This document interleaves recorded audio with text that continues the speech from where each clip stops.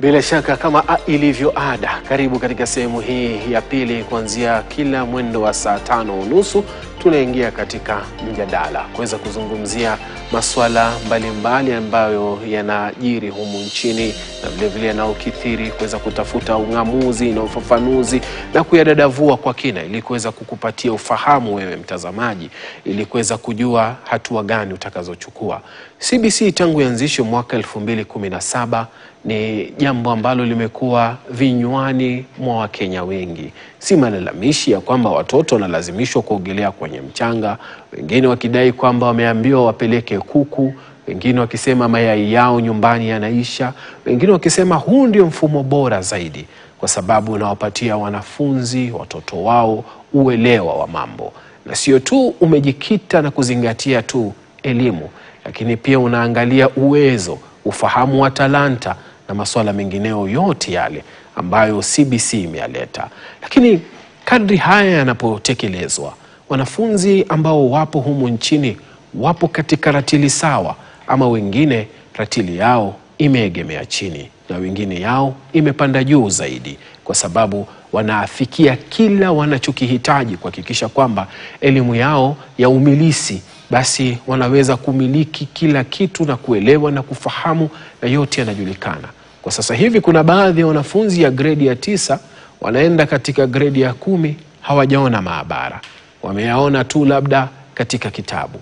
Hawajaona baadhi ya ala za muziki ambazo ni baadhi ya masuala ambazo wanafaa kuyajua. Na wapo baadhi hizi ala za muziki wakapewa jukwaa la watu 1000, wataliburudisha na kufurahisha na wote watakuwa na furaha kweli kweli, wasifahamu kwamba mwenye kucheza ala zile za muziki ni mwanafunzi wa gredi ya 9. Hapo ndo tunapoweka msingi wetu leo hii, kutokuwa na usawa katika elimu, mfumo wa elimu wa CBC. Mfumo wa 844 utakuwa unakamilika katika miaka 2 ijayo, wakati lile darasa ambalo liko katika kidato cha 2 sasa hivi litakuwa linamaliza kidato cha 4 na kuondoka. Hivyo basi taifa la Kenya litakuwa rasmi limejikita ndani ya mfumo wa umilisi, yani CBC wengi wanavyofahamu.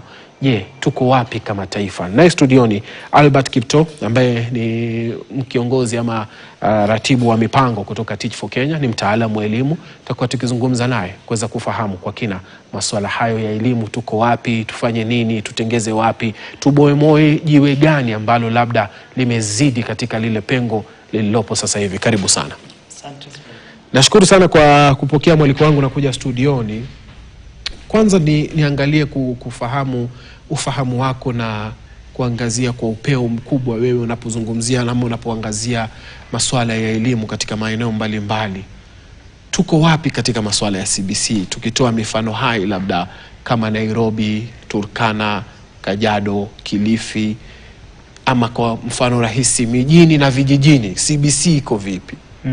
Asante kwa hilo swali. Nafikiri CBC ni mtaala ambao iko na potential, iko na ile uwezo ya kubadili jinsi ambavyo watoto wetu wanaweza kupata ujuzi ya kukua kama watoto, na pia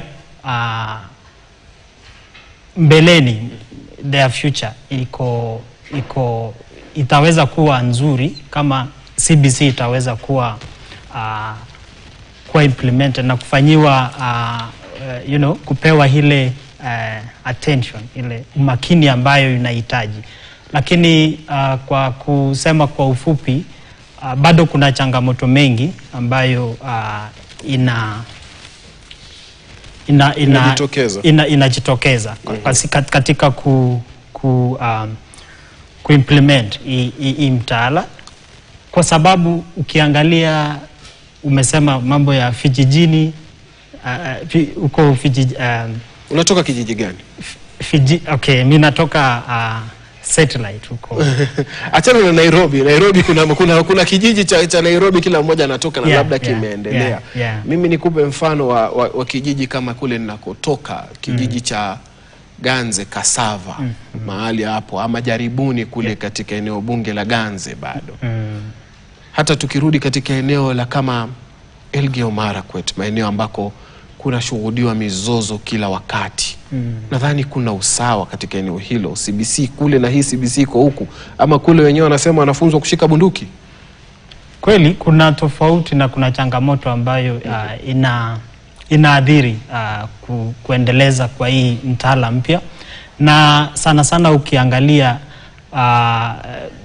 kuna mashule ambazo ziko na changamoto mingi. Kuna vitongoji ambavyo viko na changamoto mengi. Ukienda kama vile Elgeyo Marakwet, kuna changamoto za kiusalama. Tumeona pia changamoto ambavyo kuna wanafunzi ambao wanasoma katika chini ya mti. Kuna mambo ya miundo msingi bado iko chini. Na sio tu pale, hata ukikuja Nairobi na vitongojini huko ndani.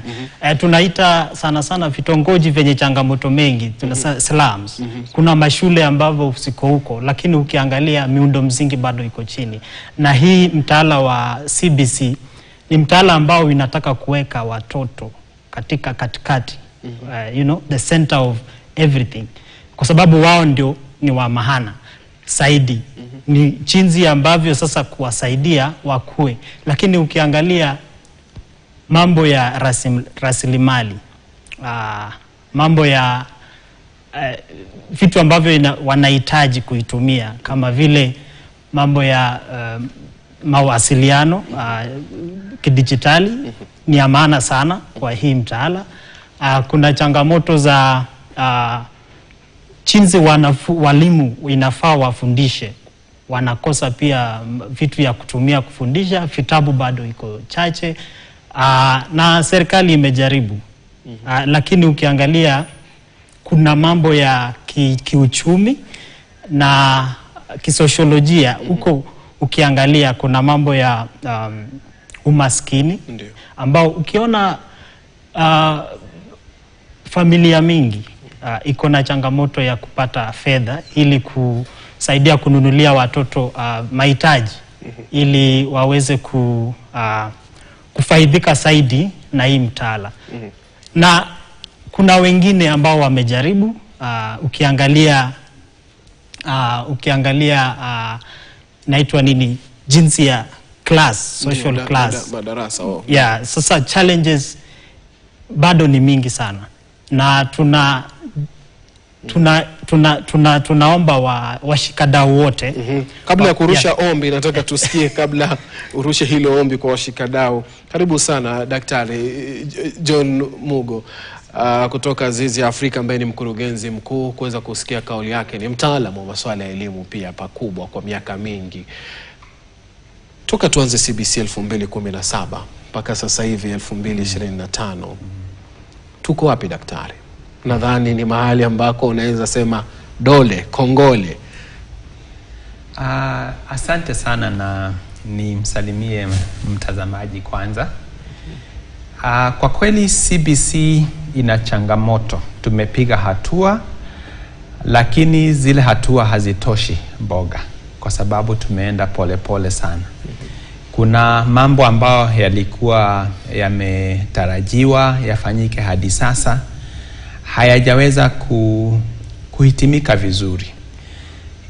Huu mtaala ulikuwa ni wa maana mno, kwa sababu tulitoka kwa mtaala ambao ulikuwa ni maswala tu ya ile tunaita academic, masomo tu ya kiakili tu peke yake.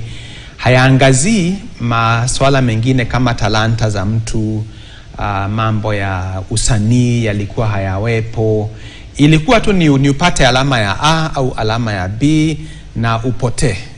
Kama utapita mtihani basi, kama haupiti ni vile. Kwa hivyo ikawa huu mtaala ulilenga kuleta usawa, ili kama mimi talanta yangu ni kimichezo, nisisubiri eti wakati nitapata alama ya E ama ya D ndio sasa nitafikiria nitafanya nini. Labda nianze kukimbia vizuri sasa, hayo mambo yatendeke katika mtaala. Kuna changamoto ambazo zimekuwepo na ni nyingi. Kwanza, fedha hazitoshi. Kwa hivyo mwalimu hajatayarishwa ya kutosha. kunasemekana kwamba walimu wamepata matayarisho au training. Lakini training ambazo zimekuwepo si kitu ambacho kinamfaa mtu kama mimi mwenye amepitia, alifunzwa kwa ule mtaala, nikalewa na wazazi ambao walikuwa wanataka niwe na behavior za aina fulani. Itafaa mwalimu aandaliwe vizuri ili aweze sasa ATC kubeba textbook. Unamsomesha mtoto. Tulikuwa tunasema mwalimu kazi yake, na mwalimu hapa ni kumsomesha mtoto. Iwe sasa mtoto anaweza kujifunza mwenyewe. Ajifunze kwa mazingira, ajifunze kwa mitandaoni. Sasa mafunzo ni mengi, si kama hapo awali ambapo tulikuwa information haienei. Kwa hivyo mwalimu itafaa abadili mwenyewe kifikra, lakini pia apate nguzo ambazo atazitumia kutayarisha sasa vile mafunzo yanaendelea. Naye mzazi ni jambo la pili. Mzazi naye, wazazi wengi hawaelewi, hata wale wenye wanatutazama najua wana maswali mengi. Kwa hivyo serikali haijawekeza kuweza kumuelimisha kila Mkenya na kila mzazi ajue jukumu lake ni gani na wajibikaji wake utakuwaje. Kwa hivyo tumepiga hatua, lakini kwa mwendo wa upole sana. Itabidi tuende kwa haraka. Tuende kwa haraka, na miaka 2 ijayo mfumo huu utakuwa sasa ndio mfumo unaofahamika, ndio mfumo wa elimu. Manake darasa la mwisho la 844 litakuwa lishafanya mtihani wake ule wa kidato cha 4, wameondoka. Kwa hivyo elimu ya msingi humu nchini itakuwa ipo chini ya CBC, mfumo huu mpya. Lakini kuna kitu kinajitokeza hapa. Umezungumzia wazazi hawaelewi, na umezungumzia kwamba bado tunafunzana. Mimi nikiangalia kwa mtazamo wangu, kuna baadhi ya shule ambazo bado zinafunza ni kama bado tuko mfumo wa 844, kwa sababu haya masomo mengine ya ziada kuyafikia ama wao kutekeleza imekuwa vigumu. Sijui wewe umeyatazama vipi, hususan ukifananisha mfano wa kama vijijini na mjini, shule zile za kibinafsi na shule za msingi ambazo ni za umma. Tukilinganisha mwendo ambao sasa shule za kibinafsi na za umma zimepiga, utakuta kwamba kwa sababu kwa shule ya kibinafsi decisions zinafanywa pale pale. Tutakutana leo, mimi ni mwalimu mkuu au ni mwenye shule na walimu, tufanye decision na tuweze kusonga. Katika shule za umma utakuta kwamba sasa tutamsubiri kinara ambaye atatoka kwa county aje atupatie mwelekeo, au tunasubiri vitabu shule za. Kwa hivyo sasa utakuta kuna tofauti ambayo sasa ipo kati ya shule za kibinafsi na za umma, na ile tofauti imekuwepo ni vile sasa inaendelea sasa kupanuka. Utakuta kwamba shule nyingi za kibinafsi zimeweza kuwekeza, na kama ni vifaa ambavyo vinahitajika, kama ni kuwatayarisha walimu wao, wameweza kuwekeza, na sasa wanafanya CBC vile inavyotakikana. Ukilinganisha tena shule za mijini na shule za vijijini, utakuta kwamba shule za mijini hata wazazi wenyewe wameelimika. Kwa hivyo hata uelewa wao na nini uko juu, na mwalimu au shule ikiitisha kifaa fulani au jambo fulani mzazi waweze kuhusika, hawa wazazi wanaelewa. Utakuta vijijini kuna maeneo mengi mno, tuseme county kama za Marsabit, Mandera, Wajir, utakuta asilimia kubwa sana ya wazazi hawajaenda shule wenyewe. Kwa hivyo hata kuhusishwa kwao kuna tofauti sana na kuna tatanisha. Kwa hivyo utakuta sasa usawa ni jambo ambalo sasa linaleta shida. Hakuna usawa sasa kati ya shule tofauti hata vijijini. Haswa shule moja ambayo ina mwalimu mkuu mwenye anaelewa vizuri na anataka kupiga hatua kwa haraka, anawaita wazazi, anawahusisha na wanaweza kusonga. Shule nyingine ni kinara ambaye ako hapa ako kule, hata haelewi. Utakuta ile shule imeendelea kubaki nyuma. Kwa hivyo lile ni swala ambalo linafaa liangaziwe, ni vipi serikali itakuja ili kila shule, haswa shule ambazo zimewachwa nyuma mno, ziweze kupiga hatua kwa haraka. Kauli zake umezisikiaje Albert? Manake ni baadhi ya mambo nyinyi kama watafiti pia mnazunguka katika maeneo ambayo yametengwa kijamii, maeneo ambayo hayajafikiwa na usawa? Asante kwa hilo swali pia. Nakubaliana na daktari kwa hayo yote, kwa sababu usawa ni kuleta sisi pamoja tukue kwa foundation moja, level moja, si ndivyo? Sasa hiyo haijaweza kupatikana kwa mambo ya CBC, na kuchinzi ambavyo imeletwa mambo ya kuleta stakeholders, kuleta washikadau wote, wazazi wengi hawaelewi kwamba jukumu lao ni gani, na kulingana na wao ambavyo wazazi ni tofauti, na pia walimu wenye wamefundishwa ni tofauti, wenye wako huko vijijini na wenye wako huko mjini. Ni tofauti kivipi? Kwa sababu wote hawa wamepita KU, wamepita Togotho teachers, wote hawa Murang'a teachers, wote wamepita huko.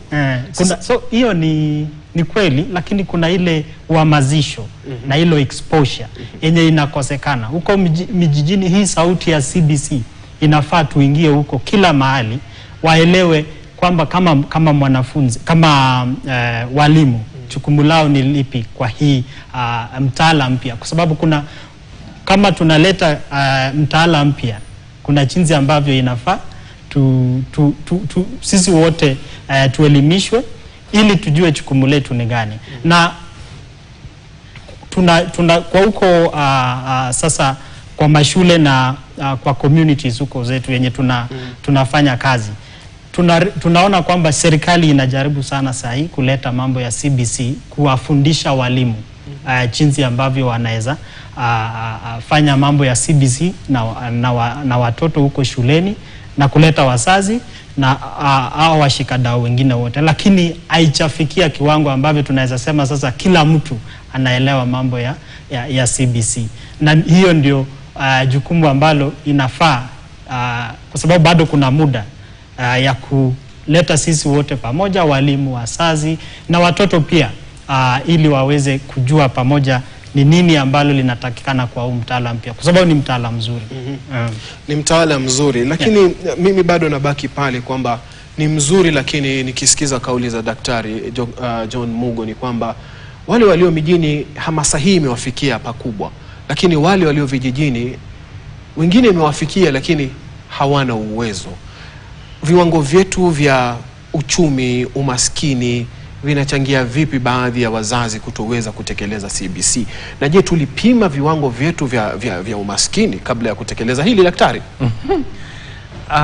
Huu mtaala ulikuwa uwasaidia sana maskini kwa sababu ukilenga masuala ya ubongo na vile ubongo unakuwa tangu mtoto azaliwe, utakuta kwamba maskini, mtoto ambaye amezaliwa kwa kaya au familia ambayo hawana uwezo, hata chakula ambacho wanakila, mambo ya kufungua akili mtoto akiwa mchanga yanabaki nyuma.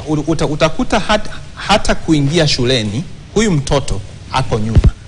Na ikawa sasa kwamba kwa sababu KCPE tulikuwa tunalenga darasa la 8 upite KCPE, kidato cha 4 upite KCSE. Ulikuwa unakuta kwamba KCPE wale ambao walikuwa wanapita vizuri, ukiangalia kwa kina vizuri, utakuta ni watoto ambao walitoka kwa familia ambazo wazazi wanashughulika, wazazi wana uwezo, wazazi waliweza kuwapeleka shule za kibinafsi haya na haya. Lakini mtoto wa maskini ni wale ambao walikuwa wanapata alama za 200, za 100. Watoto wa matajiri wanaenda kwa shule nzuri za kitaifa. Hao wengine wanaenda kwa sub county na zote ni shule za serikali. Shule moja unajua kwamba una uwezo au probability ya kupita KCSE baada ya miaka 4. Shule nyingine unajua kwamba hata miaka 10 iliyopita hakuna yeyote hata mmoja alishapita akaenda chuo kikuu. Kwa hivyo ulikuwa ni kama umekuwa ile shule ambayo utaenda kidato cha kwanza, kauli yako imekatwa. kwamba hautaenda university au utaenda. Kwa hivyo CBC ilikuwa ilete usawa. Lakini swala ambalo lipo sasa, watu wanasema kwamba huu mtaala unagharimu pesa nyingi. Ndiyo. Unagharimu pesa tu kwa kumwandaa mwalimu na mzazi.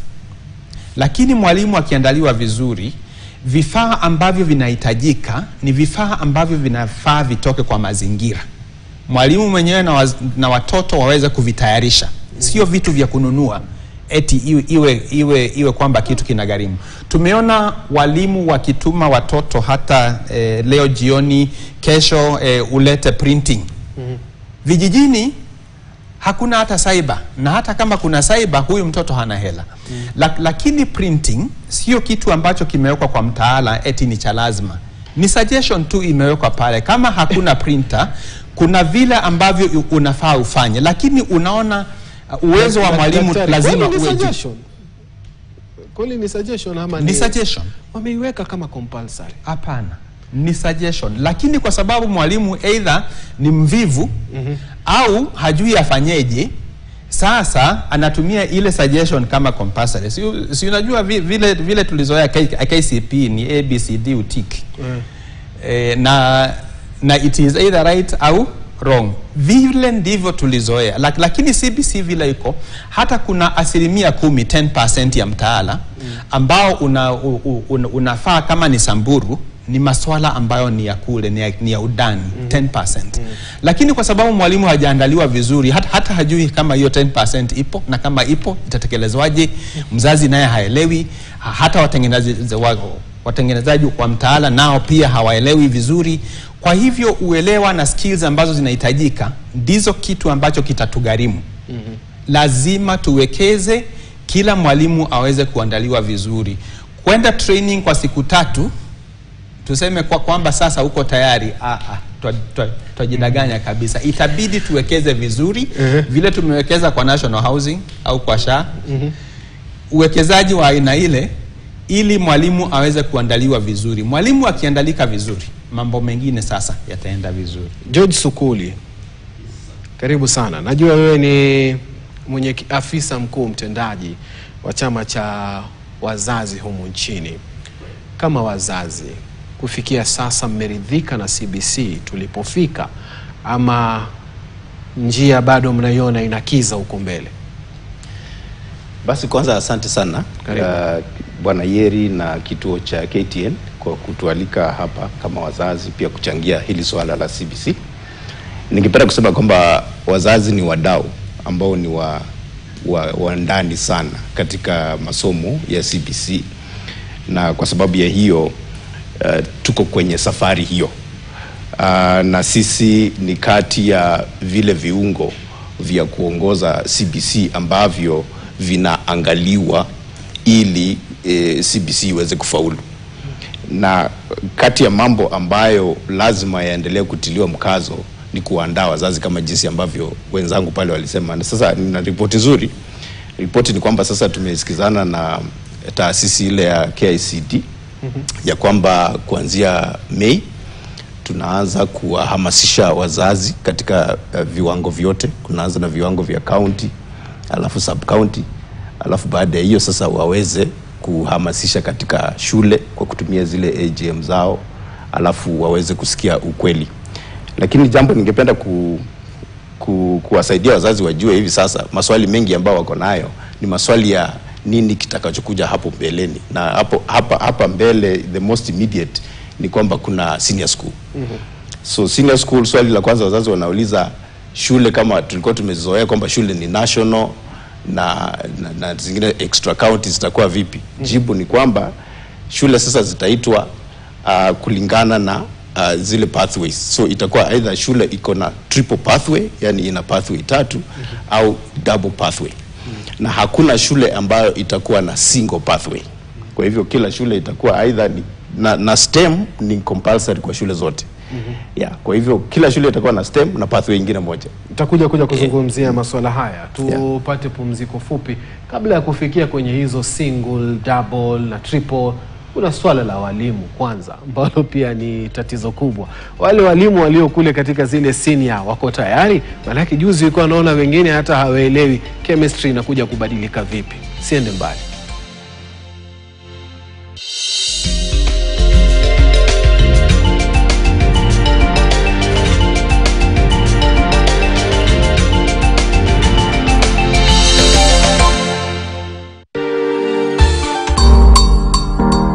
Our guest today.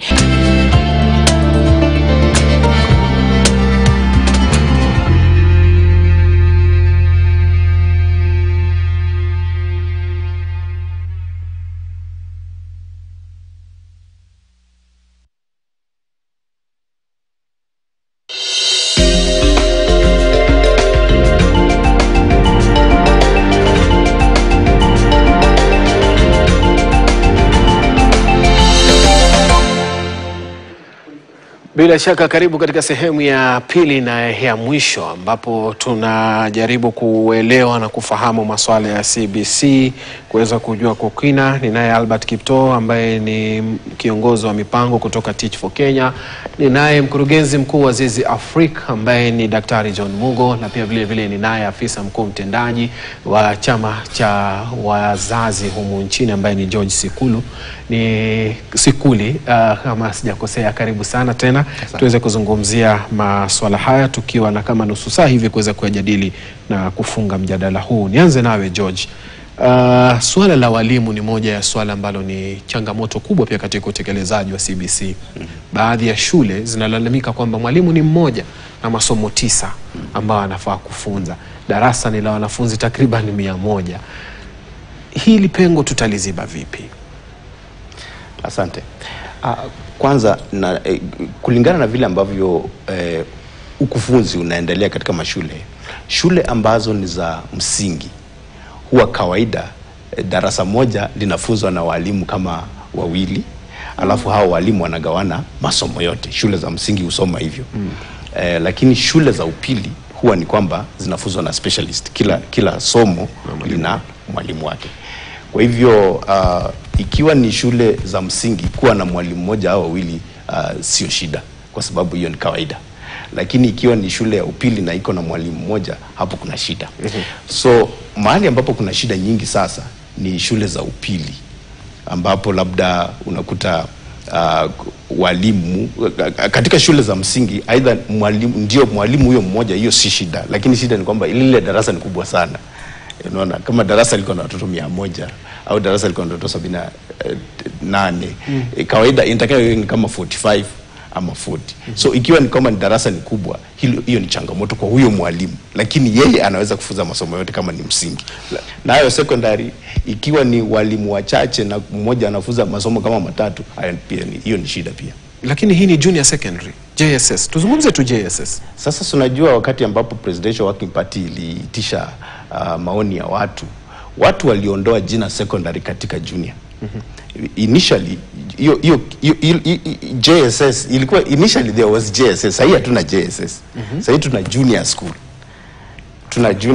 Hatuna junior secondary school. Sasa tuna junior school na senior school. Kwa hivyo ile JSS ilikuwa imepangwa kwamba iwe ni kiwango cha kuanzia, daraja ya kuanzia secondary in the original thinking. Lakini through public participation, wazazi wakasema hapana, hawa watoto ndogo sana wasihesabike kama ni secondary. Wabakishwe pale primary. Kwa hivyo junior school bado ni primary. Albert, yes. Tatizo la walimu, nyinyi kwenu muna mfumo ambao mnautumia kujaza hili pengo. Lakini nadhani huo mfumo ndio suluhu, maana yake najua pia changamoto yake, mwalimu hairuhusiwi kuingia darasani bila TSC namba. Kweli ni changamoto, lakini kama shirika tunajaribu kuleta mkono yetu pia ili kusaidia kujaza hilo pengo kwa jinsi venye tunaweza. Lakini tuko pamoja na Ministry of Education na wanaelewa kwamba kulingana na wale waliohitimu tunawachukua na tunawatrain kweli, na tunawapeleka kwa mashule sana wenye ministry wanatupea ile takwimu kulingana, nasema hii shule iko na changamoto ya walimu na tunajaribu kwa hilo. Lakini kwa ile sasa kuendelea mbele, nafikiri tunahitaji kuangalia hilo swala, kujua zile mashule kama recruitment inachukuliwa kama ministry ama TSC iangalie vizuri shule zenye ziko na hizo changamoto. Kuna shule mengine ambayo wanafunzi kwa darasa moja ni 100, 200 na unaona ni changamoto sana. Na kwa sababu CBC ni mtaala ambao unataka kuweka mtoto katikati ya ili swala wao kupata masomo at the center approach, learner center approach, hivyo ndio tunaita kwa kimombo. Mwalimu inafaa akue karibu sana na huyo mwanafunzi, na hiyo ni changamoto sana kwa sababu sasa kuendelea mbele kumaanisha hatuwezi faulu kusaidia huyo mwanafunzi kulingana na hii mtaala. Na ratio inasemaje? Maana sasa hiyo ndio inaibua ile swala la ratio ya mwanafunzi na mwalimu iko vipi? Sasa inahitaji kuwa kama hivyo mwalimu moja watoto 40, 40 hadi 45, sivyo? Lakini ukienda huko kabisa kwa ground, niseme hivyo, ni tofauti kabisa. Na jinsi venye sisi tunajaribu ni kwamba tunachukua sio kweli wenye wamehitimu tukua wanafunzi, kwa sababu wanafanya kwa hizo shule ambazo ziko na changamoto mengi, understaff na iko na underserved. So tunafanya ile ambayo utathmini assessment sana ili tuone hizo mashule, na pia ministry inatusaidia kupata hizo mashule yenye tunaleta wanafunzi. Lakini kitu ya maana ni kwamba hawakuji, sisi hatuajiri walimu. Sisi sio, lakini tunachukua waliohitimu ambao ni vijana ambao tumechukua tukaona kabisa wana uwezo wa kubadilisha jinsi venye mashule na hizo communities zenye iko na challenges inaweza kusaidia mtoto akue vizuri. Na ndio maana tunaleta kutoka kwa ile broad, sio wenye wamesomea tu walimu peke yake, kwa sababu kuna vitu wanakuja kama miradi yenye wanaleta kwa mashule. Kuna mambo ya ICT ambayo ni ya maana sana kwa CBC na wao wanasaidia sana wakiwa kwa hiyo mashule. Kwa hiyo miaka 2 wanaangalia, wanasema ni changamoto gani kwa hii shule na hii community iko nayo ambayo inafanya watoto wetu wasikuwe na elimu bora. Na wakiona hiyo changamoto wanaanzisha mradi, na hiyo inaweza kuwasaidia watoto, na pia wanakutana sasa na hao walimu wenye sasa ni wa TSC. Na hao wa TSC wanasaidiana, wao ni kama wako kama walimu wasaidizi, walimu wetu kuwapiga tu jeki walimu. Na wao wako under mwalimu wa TSC. Ni mhusishe daktari. Daktari, tumeona mifumo kama hii, tumeona pia shule zikitumia mifumo yao ya BOM kuwaajiri walimu. Uamuzi wa mwaka jana wa serikali kwamba hela zote zipitie e-Citizen ziliathiri vipi uwezo wa shule kuweza kuwaajiri walimu wao wenyewe, na pia swala la kukosekana kwa uhaba wa walimu?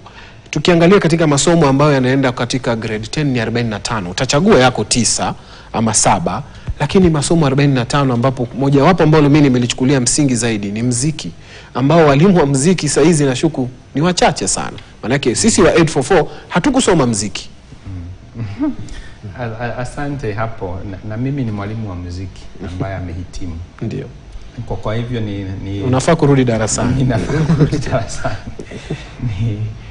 Sasa hili swala la fedha kupitia 222 niseme sina jibu. na si vizuri kama mtafiti kusema kwamba ninajibu na sina. Lakini nikija tena nitakuwa nimefanya utafiti wangu kuangalia liliadhiriaje shule kupata hela. Swala la upungufu wa walimu na vile umesema BOM wamekuwa wakiwaajiri walimu wao. Pale kuna shule kubwa ambazo zina hela za kutosha ambazo zimeweza kuajiri walimu wengi. Kuna shule ambazo zipo maeneo kame na kwingineko ambako hata mzazi mwenyewe haelewi umuhimu wa masomo. Kwa hivyo kumuitisha fedha za ziada, na wameambiwa kwamba shule za sub county elimu ni ya bure. Zile shule zimekuwa na changamoto mno. Uhaba wa walimu una njia mbili za kuangazia. Kwanza ni ratio ya mwalimu kwa watoto, na ni 50. Mwalimu mmoja kwa watoto 50. Kwa watoto 50 kwa shule ya msingi. Lakini pia ratio ya walimu na madarasa. Kwa hivyo kama hapa Nairobi utakuta kwamba average class ina watoto I think 102. Kwa hivyo utakuta kuna upungufu, kwa sababu CBC inahitaji vikundi vidogo vya watoto ili waweze kufunzwa vizuri.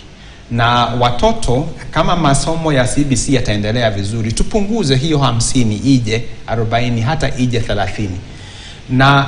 Lakini katika maeneo kame, county za Turkana, county za Mandera, Wajir, Garissa, utakuta kwamba walimu hata hawatoshi kwa madarasa. Kwa hivyo utakuta shule ina madarasa 7 lakini walimu ni 4. Kwa hivyo kwa kila somo kuna madarasa 3 ambayo hayana mwalimu. Kwa hivyo inafaa tuangalie hizi context mbili za maeneo ambapo watoto si wengi lakini walimu pia hawapo, na kama Nairobi ambapo walimu ni wengi na watoto ni wengi hata zaidi ya walimu. Swala ambalo linafaa tuliangazie kwanza, kuna hii internship ambayo ililetwa, imesaidia mno, kwa sababu tunajua serikali, na tupongeze serikali kwa sababu wameweza kuajiri walimu. Waliajiri 20,000 mwaka uliopita, sasa nasikia ni 46,000. Although hiyo hatuwezi kuita 66,000 kwa sababu kuna wale bado ambao wamestaafu, wengine wameaga dunia na nini. Kwa hivyo haifiki pale. Hili swala la Teach for Kenya na kubuni ili kuwe na watu wengi ambao wanasaidia ni swala la muhimu, na linafaa liingizwe katika sera. Kwa sababu tuna vijana wengi mno ambao hata wamemaliza university, wako tu kule vijijini, mtu ni graduate, hana la kufanya, frustration ni kubwa. Kwa hivyo tunajua hili swala la TSC number na shuleni lililetwa kwa sababu ya usalama wa watoto.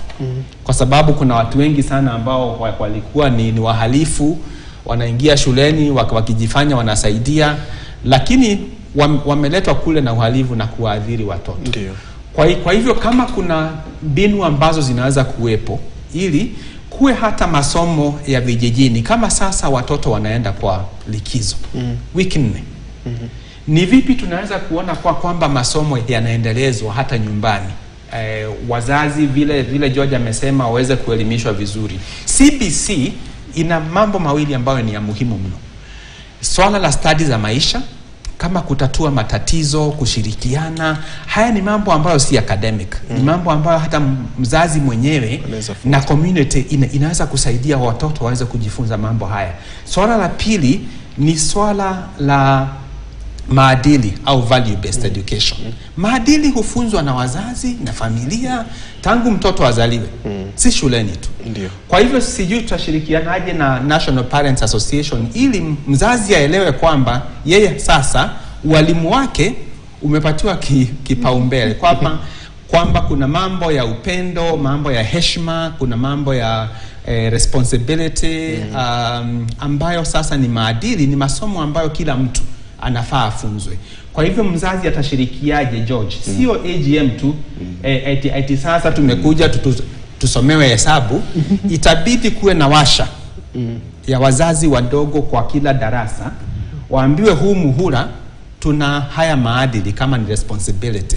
Sisi hapa shuleni tutakuwa tunafanya hivi na watoto, nanyi nyumbani mtakuwa mnafanya hivi na watoto. Kwa hivyo tukienda vile utakuta kwamba sasa CBC si mwalimu tu na shule, lakini jamii pia inahusika vile ipasavyo. George, mlichua swali hilo. Asante. Na changamoto. Asante sana kwanza kwa kusema hivyo daktari, na pia Bwana Yeri, ningependa kuchangia pale pia. Wacha nianze kwa dile swala la walimu, ukosefu wa walimu katika sehemu ambazo ni ngumu kufanya kazi. Ningesema kwamba in terms of solution, labda tungefikiria zaidi ya kuwapa walimu ile hardship allowance, kwa sababu mara nyingi huwa wanapewa hardship allowance kama ndio incentive ya pekee ya kukaa pale, lakini pia kuna discomfort nyingi kwa area hizo ambazo ni ngumu. Kwa hivyo tufikirie zaidi ya hardship allowance, what else can be done to motivate watu wakubali kupostiwa mahali kama pale, na pia waondoe vile vipengele ambavyo vinasema usipo perform vizuri mahali unapelekwa mahali fulani kama ni discipline, kwa sababu sasa ile place itaonekana kama sio safi. Kando na hayo, wazazi wanavamia walimu shuleni. Ya vitu kama hivyo. Sasa lazima ile work environment, yani human resource ya TSC ishughulikie kabisa the human resource management ya walimu. Unajua human resource ya kitambo ilikuwa inaitwa personnel management, ile unatuma watu na wapea payroll unafanya nini, lakini human resource ya siku hizi ni ile pia unamfikiria vile anahisi, anafilaje, anaenda nyumbani kuona watoto wake vipi. Alafu jambo la pili ambalo daktari amesema ni muhimu kwamba mzazi katika CBC ni kama mkufunzi mwenza wa mwalimu. Na jambo ambalo tumekuwa tukizungumzia sasa katika mikutano yetu ni kwamba tunahitaji sasa guideline ya learning at home, ambayo ndio daktari anasema hapa. Tuwe na utaratibu ambao umeandikwa, KICD watusaidie tuwe na utaratibu umeandikwa ya kwamba hivi ndivyo wewe unakuwa mkufunzi pale nyumbani. Alafu sasa hizo guideline ziletwe pale shuleni, sasa ikuwe kwamba tuna mix sasa walimu na wazazi tukisema, kwa hivyo ukishafunza hadi hapa mzazi atafunza hivi hadi pale, na si kufunza. Unajua neno kufunza tumelizoea, lakini kwa CBC hatusemi kufunza, ni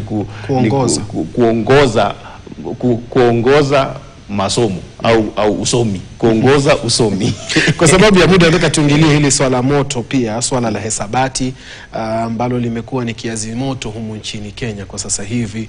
Nataka tulizungumzie japo kwa ufupi na pia kwa ufasaha zaidi, Mkenya aweze kulielewa. Tulikuwa na kipindi ambacho tuliwaeleza wa Kenya hizo pathways hapa. Yeah. Lakini kuna maswali ambayo yanaendelea kuibuka.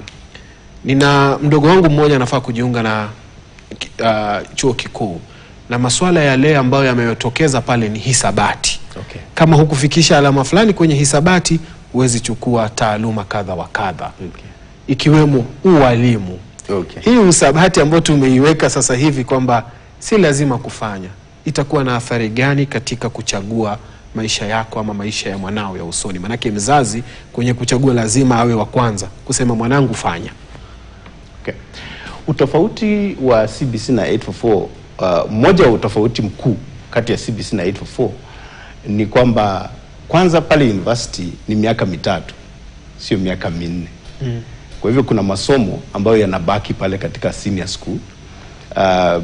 Kwa hivyo pale senior school kuna miaka 3 pale ambayo wanasoma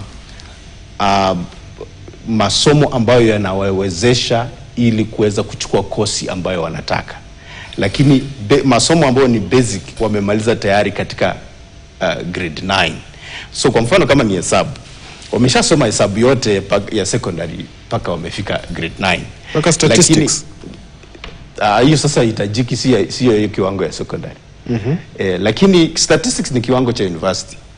Na sasa 844 unajua walikuwa na miaka 4 katika university, kwa hivyo mwaka wa kwanza unaanza kusoma mambo kama. Kwa hivyo hawa watakapoingia pale katika grade 10, ndio sasa ule ambao anataka kupasu hesabu sasa atasoma statistics pale, au atasoma sasa hesabu ambao ni pure mathematics, ambao sio arithmetic ya kuishi.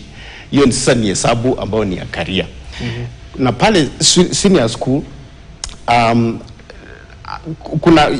kuna subjects ambazo ni compulsory pale senior school, ambazo ni za kumwezesha kufanya kazi.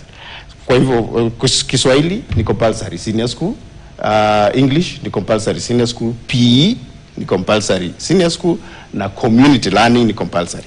Lakini hizo zingine 3 ni za kumwezesha kuchukua career ambayo anapenda, kwa sababu utofauti wa CBC na 844 ni kwamba inampa ruhusa mtu achague kile ambacho anaona ako best at. Kuna vitu ambavyo katika 844 vilikuwa vimewachwa nje ya professionalism. Kwa mfano umeacha sports nje ya professionalism, inakuwa kwamba yule ambaye anajipata ni sports person ni kivyake. Ama umeacha hata music nje ya professionalism. Lakini kwa sasa imetambulika. Kwa hivyo kwa sababu imetambulika, iwe ni kwamba yule mtu ambaye anataka kupursue sports anaweza kujitayarisha na aende, lakini mradi awe na Kiingereza, awe na Kiswahili, alafu achague either hesabu mix na labda biology or something, alafu afanye pale sports. Kwa hivyo ile kusema kwamba si compulsory, nafikiri Wakenya pia wamechukulia vibaya. Haimaanishi kwamba tumesema hesabu haitajiki. Tumesema kwamba yule mtu ambaye that is not their area of strength, kuna career ambayo anaweza kuchukua ambayo haihitaji. That's all we are saying. But tuna encourage kwamba 60%, tuna encourage wazazi, tunawaambia tafadhali encourage watoto wenu so that 60% wasome hesabu, wasome physics, wasome engineering. Tunawa encourage, lakini tunajua kwamba it's against human rights kusema lazima usome. Naomba kuchangia pale. Bila shaka hesabu imekuwa ni shida. Si wakati huu tu, na tunafurahi sana kwa kwamba sasa hii interest inaibuka vizuri kwa hesabu. Nikwambie kwamba ukiangalia takwimu za KCSE, lile somo ambalo linapata E nyingi zaidi, alama za E, ni hesabu. Na sisi kama shirika Zizi ya Afrika tumekuwa tukiangalia shida ipo wapi. Na tumeenda hata masomo ya msingi. Darasa la kwanza, la pili, sasa inaitwa grade ya kwanza, pili, tatu. Utakuta kwamba jana tulikuwa kwa mkutano, kikao ambacho tuliangalia takwimu za shirika la usawa. Kwamba wale ambao wanatoka grade 3 kwenda grade 4 ni 30% tu au thuluthi moja ambao wana foundational numeracy.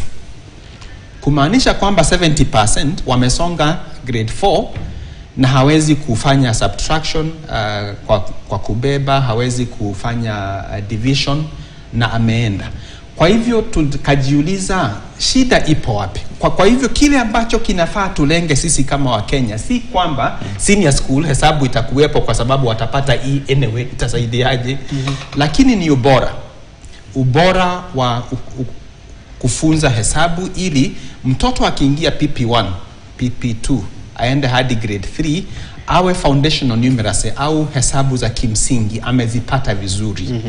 Ili akiendelea hivi sasa amalize grade 9, utakuta kwamba ile hesabu ambayo unahitaji ya kimaisha umeijua kabisa. Kwa hivyo shida ni ubora. Shida si kwamba tunahitaji hesabu kwa sababu hata tukiweka hesabu kwa senior school na nusu yao watapata alama ya D, haisaidii. Kwa hivyo tulenge ubora ili hesabu tangu pale mwanzoni ifunzwe vizuri. Nakubaliana na hilo kabisa, kwanza daktari, kwa sababu sisi inafaa kwamba tuangalie sana watoto wakiwa wachanga waweze kupata hii foundational numeracy, hata literacy. Wajue jinsi ya kusoma na sio Kiingereza peke yake, ya Kiswahili, haya yote kuanzia grade ya kwanza, ya pili na tatu. Na tunafaa tufanye aje?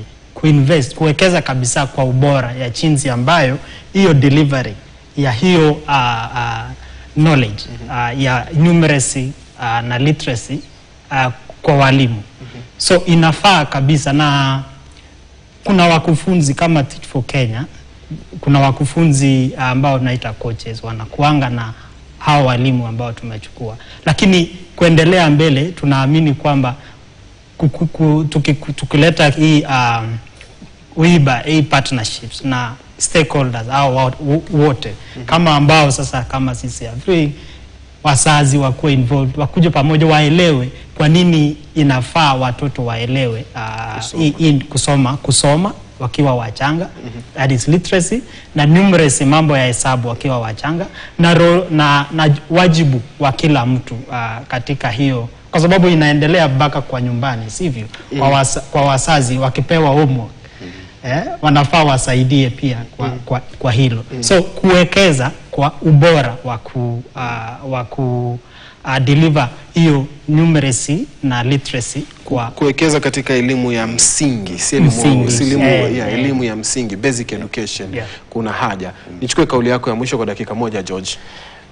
Labda kauli yangu ya mwisho ni kwamba huu mtaala wa CBC, if we can optimize it, ni nzuri sana, kwa sababu hata katika hiyo foundation learning Unajua sasa tumechange, atufunze sasa hiyo hesabu kama mathematics, tunaifunza kama mathematical skill.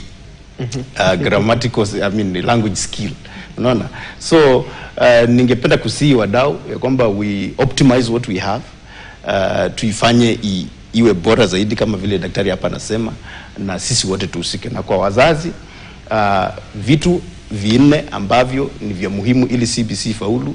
Kwanza, lazima walimu wafunze kwa njia mpya, na pia lazima wazazi wahusike katika mahusiano ya watoto wao katika kwa hali na mali ya kimasomo. Na tatu, kwamba the school environment, wadau wote ambao wanahusika katika kufanya ile shule, kwa sababu ni competency. Kama ni competency ya usafi, lazima shule iwe safi. Huwezi kufunza competency ya usafi kwa shule chafu. Huwezi kufunza competence ya digitali na shule haina kompyuta. Unaona? Kwa hivyo ningependa kusi. Daktari, kauli yako ya mwisho? Niombe rais wetu na serikali na haswa bunge. Kwa sababu tuna milioni takriban 14 ambao sasa wako katika huu mtaala. Tusipowekeza ili huu mtaala uwe successful, hawa vijana watakuwa changamoto kubwa mno. Hata vile tuliona na Gen Z, hawa watakuwa sasa ni even more, kwa sababu wana hizo problem solving, wana nini, haya mambo yote ambayo wanajifunza. Itakuwa frustration ni kubwa mno, na litakuwa ni janga kuu kwa taifa. Katika kuchangia success ya CBC, hii 658 billion ambayo inaenda kwa Wizara ya Elimu haitoshi. Itabidi tuwekeze kwa CBC fund, ili kwa hii miaka mitatu tuweze kuwatayarisha walimu vizuri sana. Na kwa sababu itakuwa tu ni hii miaka ya mwanzo, ili walimu watayarishwe vizuri, shule zote ziwe tayari kufanya vile ambavyo vinahitajika, tunaweza kufanya hivi kama taifa. Na kama vile tunawekeza katika National Housing na SHA, tukichukulia CBC sasa kama priority ya kwanza, kwa sababu hawa ni watoto wetu, maisha ya usoni. Hii ni Kenya yetu sasa ya miaka 10 ijayo. Tuwekeze sasa. Na nafikiri bunge wakilifanya lile suluhisho, wasaidie, tutaweza kupiga hatua vizuri sana kama taifa. Asante sana Dr. John Mugo. Kwa sekunde 30, Albert, kauli yako ya kufunga ni ipi? Asante.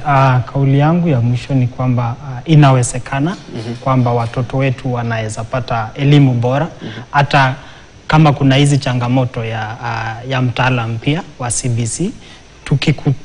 Tukikuja pamoja kama washikadau wenye ni shirika yenye si ya faida, non-profit, serikali, na wenye pia wanafanya utafiti kama CISAFRI kama na wengine, tukikuja pamoja tukiongelea warsha, tunaweza kujua ni nini ambayo tunaweza fanya kuendelea mbele. Na mwisho kumalizia ni kwamba wazazi wakuwe katika center ya kila kitu, na uhamasisho kutoka kwa serikali na sisi wengine washikadau, ifike ujumbe kwamba inawezekana, na tuhitaji kuwa na tuseme kuna hii mazingira yenye tuko na learning resources kama hivyo, tutumie vitu ambavyo tuko nazo, alafu kuitisha pia serikali tuambie Kongole wanajaribu, lakini tuendelee pia kuwekeza katika elimu kwa mambo ya budget penye daktari amesema, na tutafika huko penye tunataka kuelekea. Asante sana. Ni Albert Kiptoo ambaye ni mtaalamu pia wa masuala ya elimu kutoka Teach for Kenya. Pia nimshukuru sana mkurugenzi mkuu wa ZEZI Afrika ambaye ni Dr. John Mugo kwa kuja studioni, na afisa mkuu mtendaji wa chama cha walimu, chama cha wazazi kitaifa humu nchini, George Sikuli, kwa kuja studioni licha ya kumwalika katika dakika za mwisho. Tunashukuru sana kuzungumzia masuala haya ambayo yapo katika uti wa mgongo wa kila mzazi humu nchini. Tupate pumziko fupi, tukirudi tutakuja kuangazia baadhi ya taarifa ambazo zinajiri, ikiwemo kurudi kule katika kaunti ya Meru.